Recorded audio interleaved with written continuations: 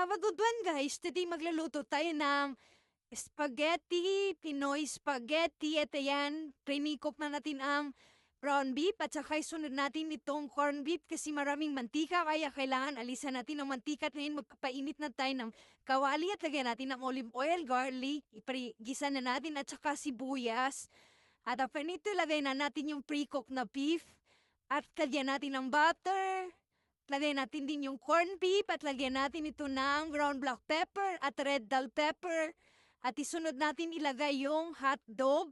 Yung binili kong hotdog is yung naka-slice na.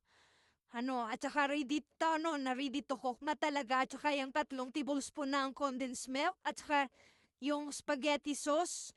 At nilagyan din natin ito ng tomato sauce na konti, yung isang lata lang. At saka lagyan natin ng sriracha para medyo maanghang at sasama parmesan cheese. Ayan, luto na ito at lang natin, ilalagay lang natin ito sa mga guys, sa container at after na lumamig, ilagay natin sa sa fridge. Ito yan siya guys, meal prep para pag mayroong pang 2 weeks. Ayun lang guys, see you on my next video. Bye, God bless!